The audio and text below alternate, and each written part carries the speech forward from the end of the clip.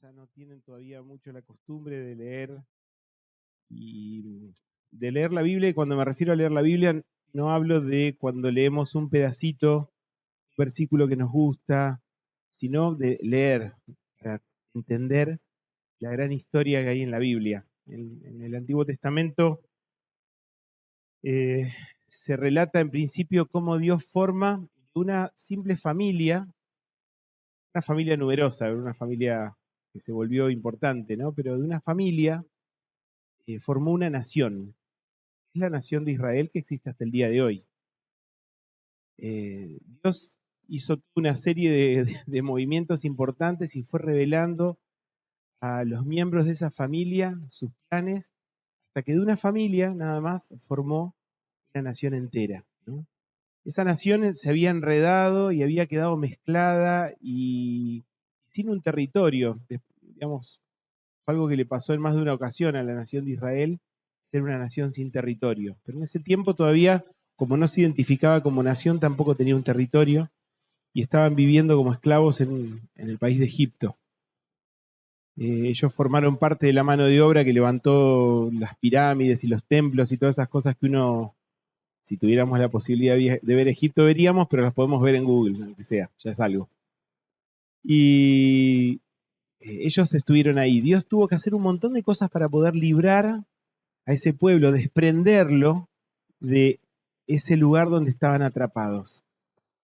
Ahora, más allá de la cuestión histórica que relata la Biblia, porque uno diría, bueno, hay historias fantásticas ahí por todos lados, ¿no? Te pones a leer las historias de cómo se formó la nación de los griegos y todo eso, y también es reinteresante. ¿Por qué nos interesa tanto lo que pasa en la Biblia y por qué Dios tomó tanto trabajo? Ustedes saben que pasaron tantas cosas para que nos llegue a nosotros este relato y tan fidedigno como nos llega, ¿no? ¿Por qué Dios quiso que nos llegara? Porque en realidad, de alguna forma, es nuestra historia también. ¿Eh? ¿Cómo? Que yo no soy judío, ¿qué tiene que ver con lo mío? En realidad es un reflejo y es una muy buena explicación que llevó muchos cientos y hasta miles de años para para que nosotros podamos entender también cosas que nos pasan a nosotros.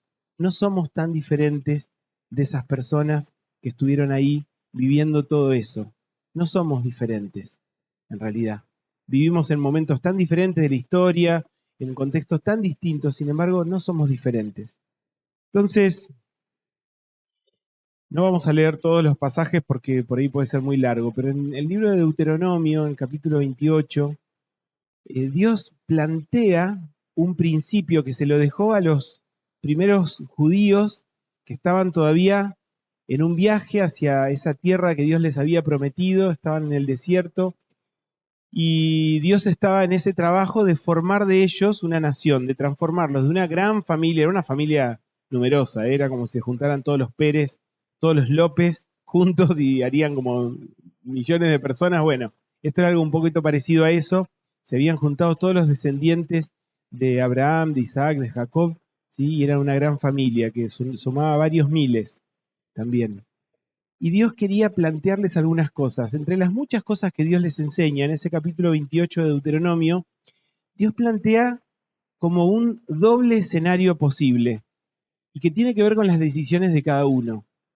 Un escenario que plantea es si vos aceptás estas leyes de Dios, que Dios no es un Dios caprichoso, un obsesionado en el poder que quiere digitarnos la vida a todos, no es así. Es Dios, ese es el punto, es Dios. Entonces, como Él creó todas las cosas y te creó a vos y me creó a mí, entonces tiene un derecho inherente a decir, mira, ¿sabes qué? Cuando yo te creé, cuando yo te diseñé, entendí que las cosas funcionan de esta manera y vos vas a funcionar bien de esta manera. Entonces, desde ese lugar de autoridad y de creador, Él tiene el derecho inherente de poder plantear reglas que tienen que ver con nuestra propia existencia correcta. Entonces, él dijo, bueno, miren, si ustedes hacen caso a estas leyes que yo les pongo, que son para su bien, van a disfrutar de, no sé, prosperidad en todos los niveles, van a disfrutar de independencia, van a disfrutar de poder desarrollar sus vidas y llevarlas hasta el máximo, van a tener paz, van a estar defendidos, van a tener seguridad en su vida personal, familiar, en todos los niveles. Ahora, por ahí ustedes eligen no hacer esto, porque es una de las condiciones que Dios nos hizo, en el diseño Dios nos hizo libres, libres de decidir, incluso de decidir mal, ¿no? De hecho, todos lo hemos hecho, así que ya conocemos ese senderito. Entonces, si ustedes eligieran vivir de otra manera, entonces, lamentablemente, lo que les va a quedar es problemas en todas las áreas, las cosas van a empezar a fracasar porque no están diseñados, sus vidas no están diseñadas para funcionar de esa manera. Pueden elegir mal, pero bánquensela, digamos, es así. Viene esto a partir de las malas decisiones, ¿no? Fracaso, frustración, falta de productividad, debilidad ante enemigos, dominación de enemigos de otras fuerzas, ¿no? Opresión, confusión, frustración, un montón de cosas que vienen aparejadas con el estilo de vida, ¿no? Si, no sé, yo no soy muy de... Me gusta caminar por la montaña, pero nunca me gustó hacer cosas excesivamente riesgosas, ¿no? No es mi onda, ¿no? Pero hay gente que veo que si hay dos caminos posibles, eligen el más áspero, porque es el más emocionante, definitivamente, ¿no? Cuando estás ahí pendiendo de una roquita para no matarte, cuando estás andando en bicicleta y bajando por una cuesta que vos decís, acá le llega a fallar una cosa y este no cuenta el cuento. Bueno, algunos eligen todo el tiempo ese tipo de senderos. Es parte de las libertades, ¿no? Pero obviamente implica riesgos distintos.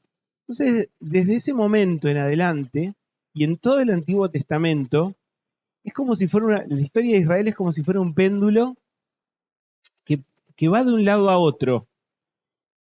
Y les pido que cuando analicemos este péndulo, entendamos que nuestra vida también es como ese péndulo.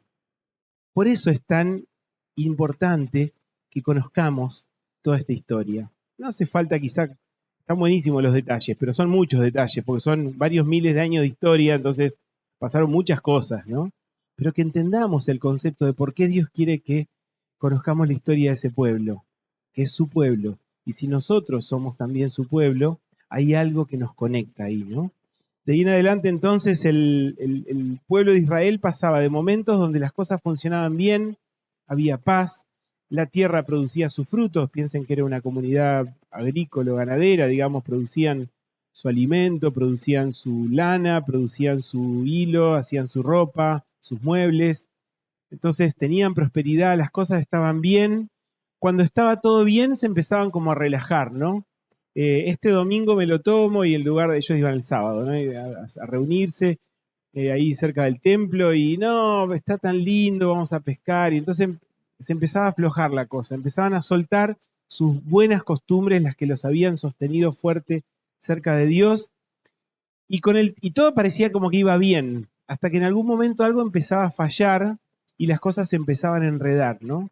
Porque al no tener un corazón cercano a Dios, empezaban a hacer cosas que estaban mal, pero que no se las cuestionaban, porque es así y todos lo hacen y no pasa nada, y entonces así empezaban a desviarse. Cuando se desviaban mucho, la cosa se ponía cada vez más áspera, más pastosa, y se empezaban a desesperar.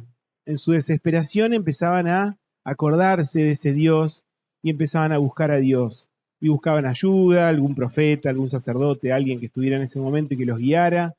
Entonces buscaban a Dios, se arrepentían de todos sus errores, se daban cuenta de que, claro, mucho de lo que estaban viviendo era fruto de sus malas decisiones que habían tomado alejándose de Dios, y volvían a Dios. Entonces Dios los perdonaba, Dios les sacaba de encima a los enemigos que se le habían prendido como piojos, y Dios empezaba a limpiar el panorama y otra vez volvía la paz y otra vez comenzaba el ciclo.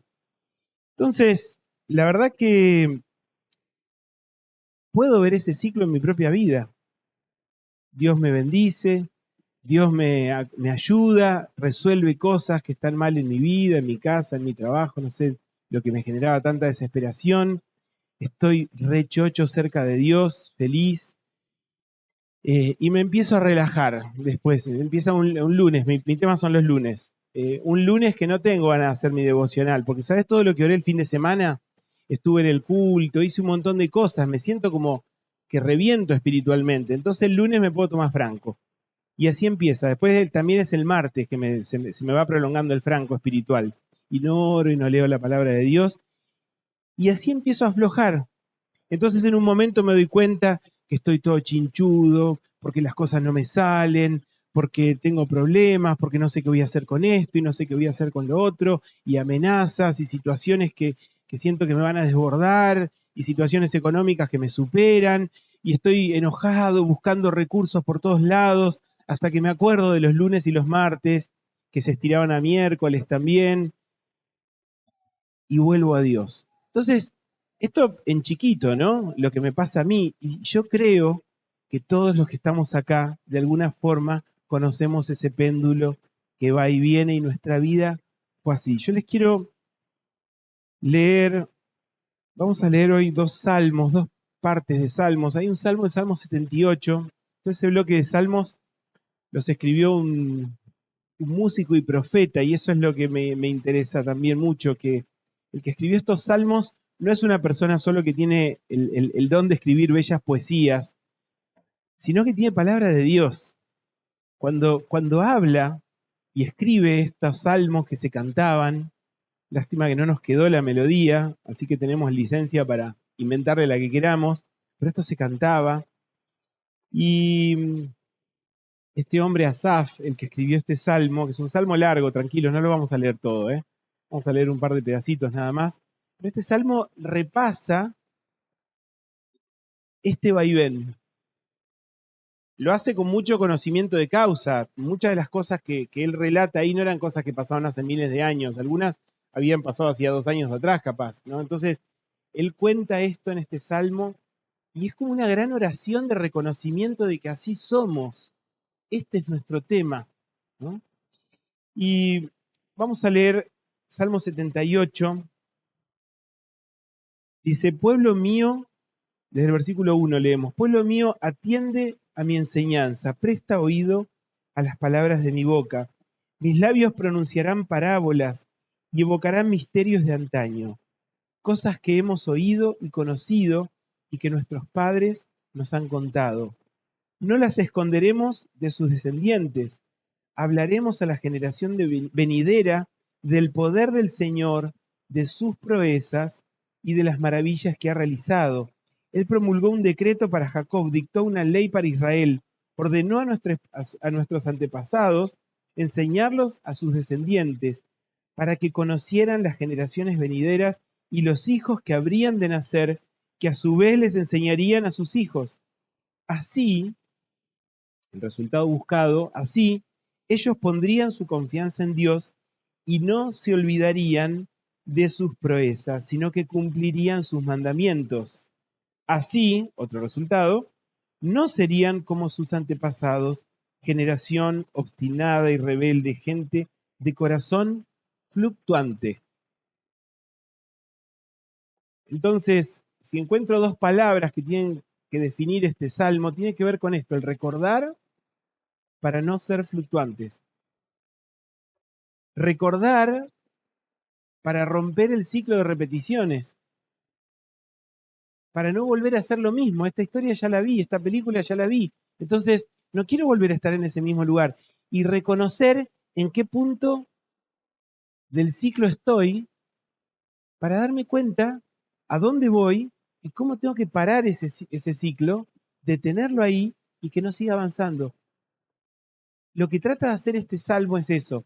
Los versículos que siguen, viene mucho relato, no lo vamos a leer ahora, pero justamente empiezan a repasar eso, cómo el pueblo se iba olvidando de este Dios que los amaba tanto y que había hecho lo imposible para rescatarlos de donde estaban como esclavos, porque no era que no estaban de vacaciones en Cancún, estaban de esclavos en un pueblo que nos maltrataba y sin embargo, al tiempo, tenían ganas de volver ahí ellos. Cuando Dios los había sacado de Egipto, del trabajo donde los torturaban, les mataban a los hijos varones, todo mal estaba en Egipto, y de golpe los tipos dicen, che, no estábamos tan mal. y tenían ganas de volver. Sí, pero eh, algo está fallando, hay algo que nos están acordando esta gente. Bueno, así somos. Dios nos saca de cada lugar y a veces nos da ganas de volver. Es medio absurdo, pero así somos.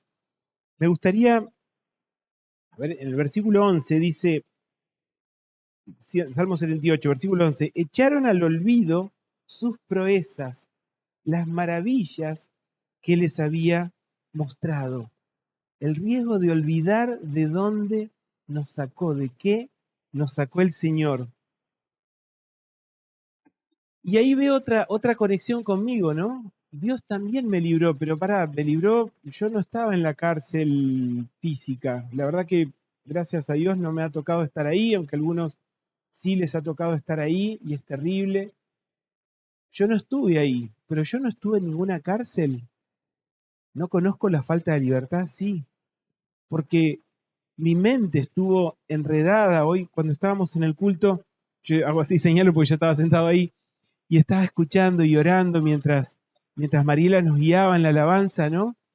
Y después Emma habló algo, yo justo había ido al baño, pero algo escuché, algo acerca de como un dique que corta ese fluir, ¿no?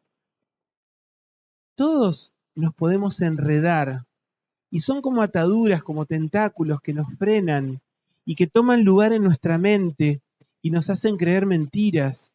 Y nos creemos esas mentiras y funcionamos y razonamos y tomamos decisiones en base a esas mentiras. La mentira de que no sos suficientemente bueno para Dios, la mentira de que Dios no tiene planes para vos, los tiene para otros, pero para vos no porque vos sos un fracaso. Hay tantas mentiras, que nadie te ama, que nadie te va a poder amar. Hay tantas mentiras y nos dejamos enredar por cosas así, ¿no? Y empezamos a tomar decisiones en base a eso. Y esos son grandes errores, ¿no? Y Dios viene y con su gracia, Jesús rompe todo eso, porque Él no mira nada de todo lo que te pueda rodear y mira tu corazón y dice, sí, a vos, es que te amo y que vine a buscarte y di mi vida por vos y la volvería a dar si fuera necesario, no es necesario, pero si fuera necesario lo volvería a hacer porque te amo y porque quiero que estés conmigo. Como cuando Él llamó a todos sus discípulos y que los llamó para que estuvieran con Él en principio. Después los tipos hicieron cosas increíbles, pero al principio su llamado era que estuvieran con Él y Dios te llama en principio a que estés con Él, que lo escuches, que escuches lo que te quiere decir, porque hay algo importante, ¿sí? Entonces, Dios también rompió mis cadenas y todavía quedan cadenas, porque ¿saben qué? No sé si es que se van renovando nuevas cadenas o van apareciendo a flote unas que no nos habíamos dado cuenta que estaban, o que eran muy finitas o muy invisibles, no sé, pero estaban ahí y no nos dábamos cuenta. Bueno, Dios sigue cortando cadenas y rompiendo nuestras estructuras mentales, estructuras que adoptamos y que nos mantienen afuera del pensamiento de Dios y afuera del corazón de Dios. No podemos entender lo que Él quiere, no podemos entender cómo piensa Dios, porque nosotros adoptamos otras formas de pensar. Dios quiere romper esas estructuras que no nos dejan fluir con Él, ¿sí?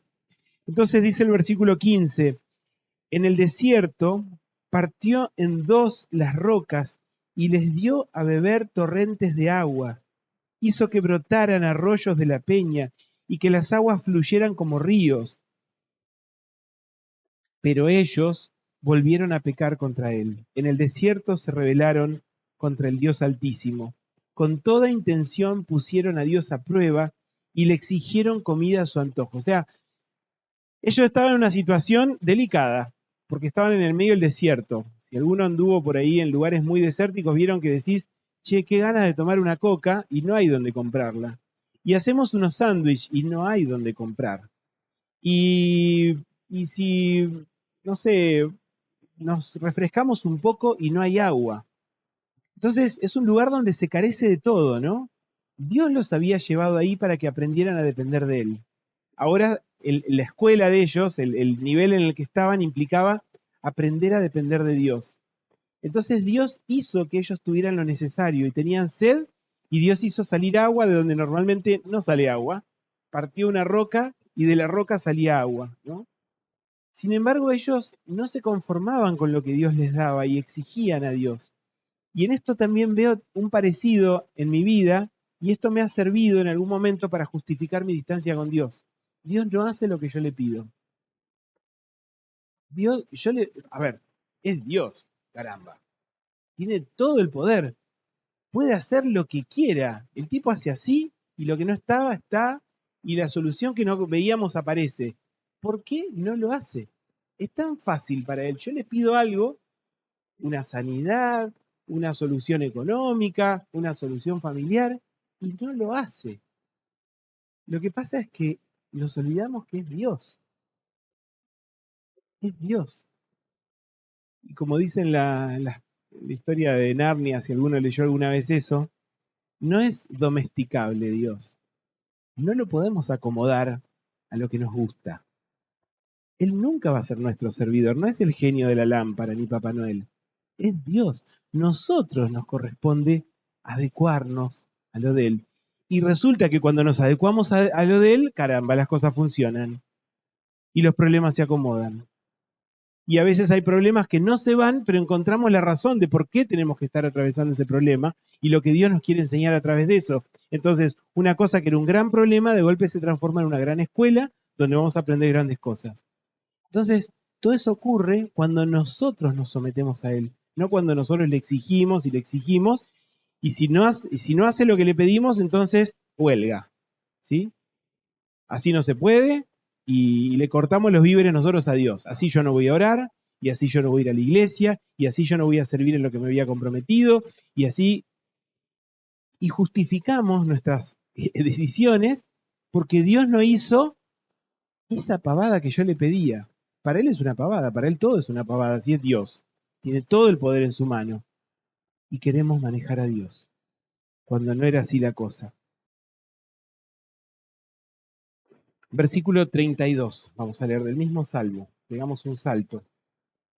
Dice, a pesar de todo, otra vez vuelve, siguieron pecando y no creyeron en sus maravillas. Por tanto, Dios hizo que sus días se esfumaran como un suspiro, que sus años acabaran en medio del terror. Dios los castigaba, dice el versículo 34. Entonces lo buscaban y con ansia se volvían de nuevo a él. Se acordaban de que Dios era su roca, de que el Dios Altísimo era su redentor. Habla de castigo esto. Ustedes saben que muchos de los judíos que salieron de Egipto y vieron esos milagros, digamos, aparte de todas las plagas que Dios les revolvió por la cabeza a los egipcios para que los egipcios dijeran, basta, basta, está bien, que se vayan. Dios quería provocar eso y lo logró. Cuando ellos salen, ellos se encuentran con que había un pequeño detalle, se llaman el Mar Rojo, no era un mar excesivamente profundo, pero para una gente que no se estaba desplazando con patas de rana, sino con carros y ganado y la familia y los bebitos y todo, era un problemón y venía el ejército atrás y Dios lo que hizo fue abrió ese brazo de mar que había ahí para que ellos pudieran cruzarlo. Y atrás de ellos lo cerró y destruyó al ejército que los perseguía. Eso en mi barrio no se ve todos los días, no es algo común. Y ellos lo vieron con sus propios ojos, ellos caminaron por el fondo de ese marcito, no sé qué era. Ellos caminaron por el fondo y cuando llegaron al otro lado y veían que venía el ejército, ellos vieron cómo se cerró el agua y arrastró a todo el ejército. Ellos lo vieron. Sin embargo, un tiempo después, estaban descreyendo de Dios y haciéndose ídolos egipcios de vuelta. O sea, así somos las personas, ¿no? Y, y acá habla de castigo de Dios. Y esto es un tema porque hay mucho discurso acerca de un Dios castigador. Dios te va a castigar. Esto que hiciste no tiene perdón. Dios, espérate que te agarre con la chancleta Dios y se te arma, ¿no? Un chancletazo de Dios te pone en órbita. Es tremendo.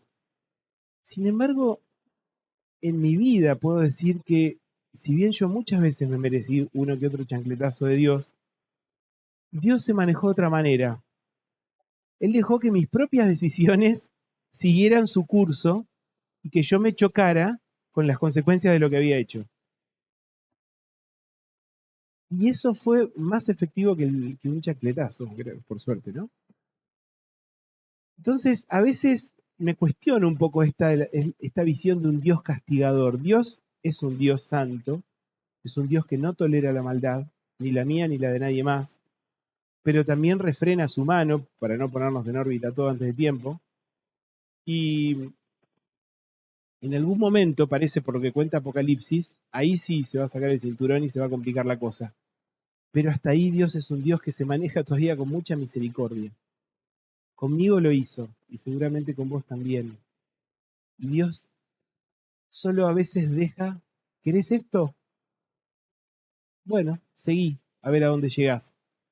Claro, después nos falta el suelo debajo de los pies y se nos complica todo y andamos buscando. Y esto era lo que le pasaba a los judíos también, ¿no? Cuando se daban cuenta de su error y la cosa se complicaba, en algunos casos Dios tomó como acciones un poco más directas, ¿sí? Pero no fue siempre así. Y dice entonces en el versículo, dice el versículo 35, lo leímos recién, se acordaban de Dios, de que Dios era su roca, de que el Dios Altísimo era su redentor. Se acordaban de Dios y lo buscaban, ¿sí? Pero esta parte que viene ahora, a mí me chocó tanto, me dio tanta pena. Versículo 36 dice, pero entonces lo halagaban con la boca y le mentían con la lengua. No fue su corazón sincero para con Dios, no fueron fieles a su pacto. ¿Qué hicieron ellos y qué hicimos nosotros? A veces, cuando está todo tan mal, como que nos da como una especie de nostalgia. Si conociste un tiempo de estar bien con Dios, te da como una nostalgia, ¿no? Yo estaba bien con Dios, oraba, y estaba todo bárbaro, y sentía que Dios me respondía, y queremos eso de vuelta, ¿no? Entonces, Señor, perdoname, estuve lejos, disculpame, yo quiero volver, ¿no? Y nos acercamos a Dios. Y esto, para los que se fueron físicamente, y para los que como yo nunca se fueron, yo nunca me fui de la iglesia, pero en mi corazón el péndulo hizo así para todos lados. Más de una vez estuvo a punto de salir volando, porque en mi corazón sí me alejé, un montón de veces. Y Dios me tuvo que llamar de vuelta, ¿no? Y muchas veces volví simplemente como tratando de aplacar las cosas. Bueno, viste, Señor, que yo anduve así, ¿no? Como tratando de enternecer un poco el corazón de Él, que no hace falta, porque Él tiene un corazón tierno y me ama y me espera, y te espera, ¿no? Sin embargo, no somos del todo sinceros con Él. Y no asumimos realmente que en nuestro corazón hay rebeldía, que en nuestro corazón hay maldad, que en nuestro corazón en realidad no queremos hacerle caso, ni quisimos ni queremos, ni vamos a querer hacerle caso de veras. Eso nos cuesta un montón poder reconocerlo. Fíjense que en el libro de Hebreos, a ver, no quiero extender, en la carta de los Hebreos, en el Nuevo Testamento, dice algo que es bien entendible. Me encuentro el libro de Hebreos, capítulo 12,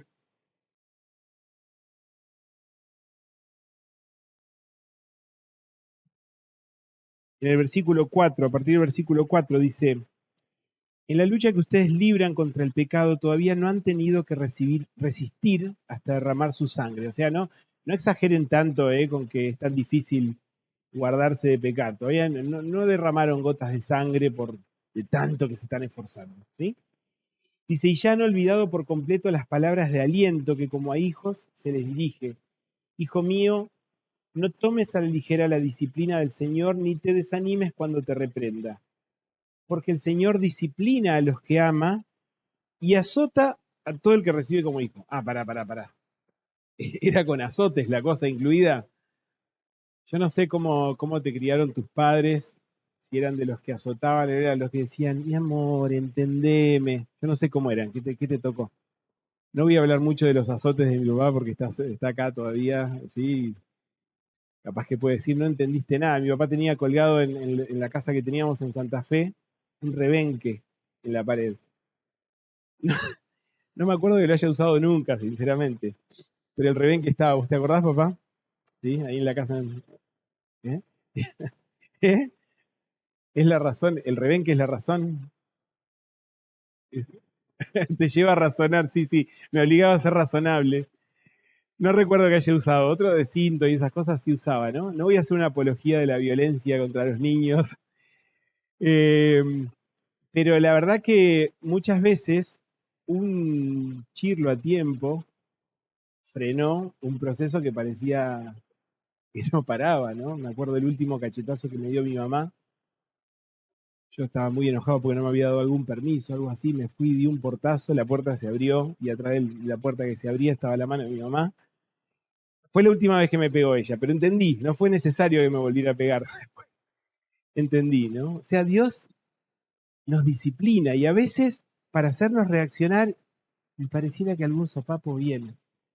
Pero no es malo, no es para destruirnos, porque creo, no estoy justificando a las personas que realmente maltratan a sus hijos.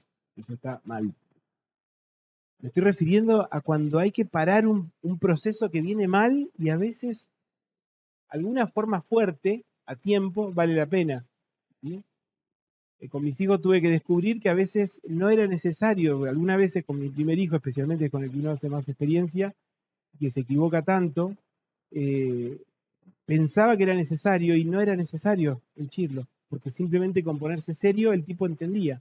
Pero a mí me costó entender que él no necesitaba ese chirlo, ¿no? Pero a veces es necesario y no es malo. Y acá está hablando de eso, ¿no? De esa frenada. Dios quiere a veces frenarnos y no es malo, porque nos estamos haciendo daño a nosotros mismos al no poder frenar, al no poder parar nuestro pensamiento destructivo, al darnos manija en nuestro pensamiento, en nuestras falsas ideas, en nuestros argumentos que nos creemos. Y Él nos quiere parar. Vas mal, pará. Y a veces por ahí tiene que apelar a algo un poco más fuerte, ¿no? La intención nunca es lastimar, sino llamar nuestra atención y decir, ¿entendés que esto es serio? ¿Entendés que este es el momento de parar? Pero a veces en lugar de entender el mensaje, lo único que hacemos es enojarnos un poco más. Volvemos por un momento al salmo que estábamos leyendo recién, Salmo 78, versículo 36.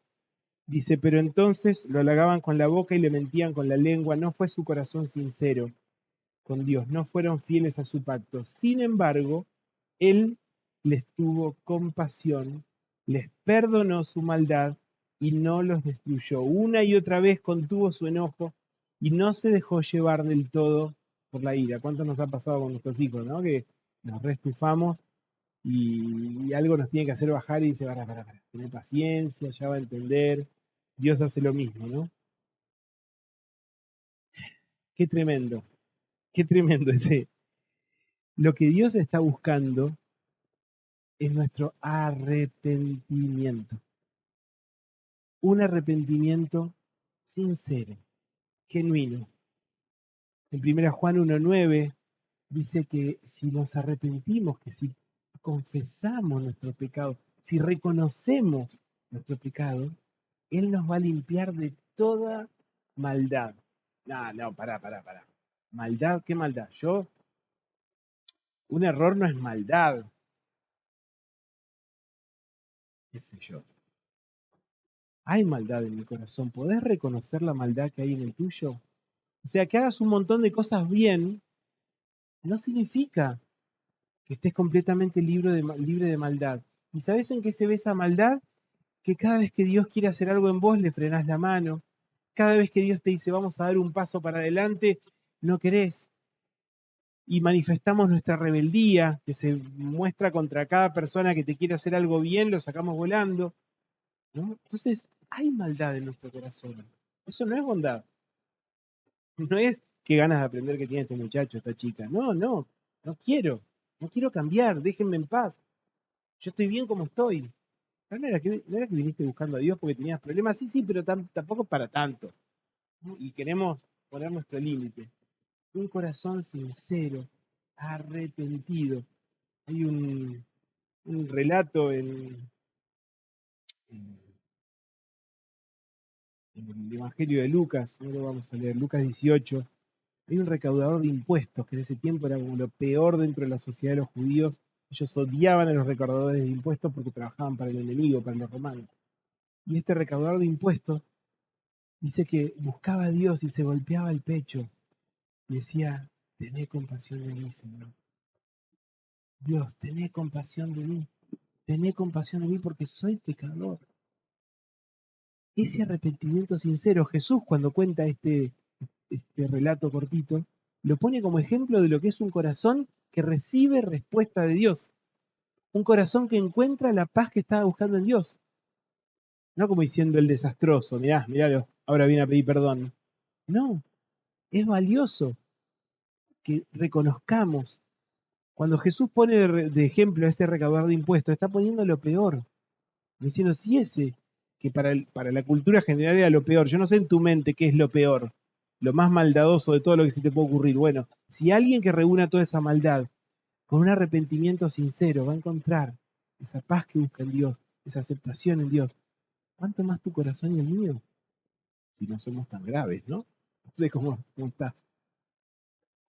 Vamos a leer solo un pedacito más en el Salmo 81, perdón. También es un salmo de Asaf.